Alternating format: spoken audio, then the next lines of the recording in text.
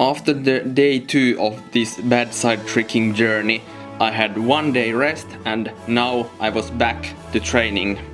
I was still feeling a little bit sore in my hamstrings after 1 day of active recovery, so I made sure to warm up them and my hips properly with exercises like this.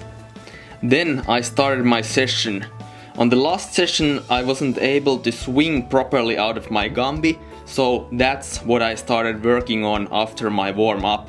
I feel like Gumby is also a great warm-up move because it stretches the body nicely and it isn't too reliant on power generation. On the previous session I had one serious issue with my Gumby swing, and that was the right arm use. I was still too used to swinging my right arm up when I should have actually just focused on my left arm, but I just couldn't cancel the right arm. But then I figured out, why not just do the Gumby with only my left arm? That sounds like a stupid idea, but it worked crazy good. I was immediately able to swing a gainer from it and then a gainer flash, and it worked every single time. Now the goal was just to make the swing better. Then, when I tried the regular 2-armed Gumby again, I was easily able to not swing my right arm and focus just on the left arm and do a gainer out of that. And really, that's how I learned the Gumby gainer flash properly on my bad side. At first it felt very difficult, but then it felt easy.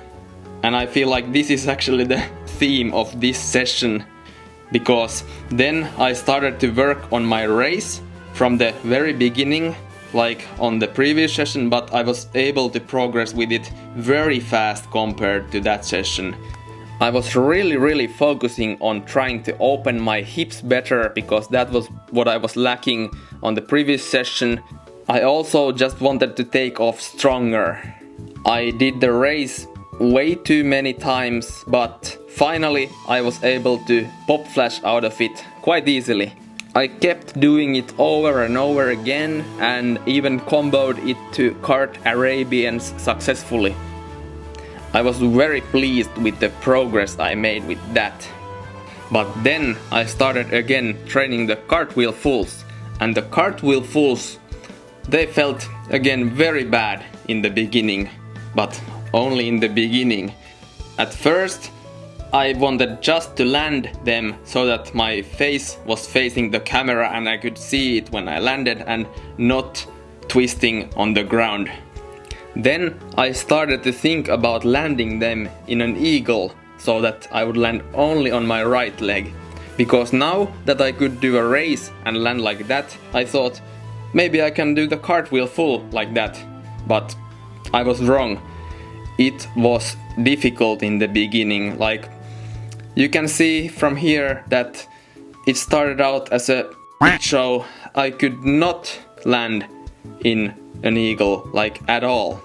When I tried landing in an eagle, I just failed and crashed on my right side. I felt like quitting at this point, but I'm glad I didn't, because it really paid off. I started optimizing my cartwheel power and the cartwheel full left arm use. I tried to think about it very intensively. At the same time, my cartwheel full, it got a little bit stronger and a little bit more controlled. Then I started to think about my right leg and how could I land on it. And I just kept thinking about it and thinking about it over and over again, even though nothing happened at first. But then it started to just turn out more and more towards an eagle. I started getting excited about the progress, but I knew I had to think about the technique very intensely at each rep, and that's what I did, and that's how I was able to progress this much during this one session. Like, in the end, I was able to just do the cart full and land in a beautiful eagle. It started feeling very comfortable and my right leg was able to take the impact of the landing better and better. It actually started feeling like I knew what I was doing. When I started doing these cartwheel fulls, I just had no control over how my body was or how my body shape was in the air, but now I could really control it well. I could just think that use the left arm, use the right leg, and it just worked. Like, it didn't work in the beginning of the session at all. And this is exactly the thing that I was talking about in my how to get a clean tricking style, the mindset and the methods video. You just gotta keep thinking about these small changes and eventually they are going to happen. Then I did the absolute best combo I have done so far on my bad side, being the raise, pop flash, cart, full to an eagle. This was actually something that I would not have imagined to get this fast. But I did, and it felt incredible. Then I started to think about going for a scoot full, and I did scoot pop flash and twisted in the end, and scoot pop flashes felt so much better than on the first day. Then I just went for the scoot full and landed it on my first try. Then I did it over and over and over again. And for me, the hardest part in the scoot full was actually not the full, but the scoot.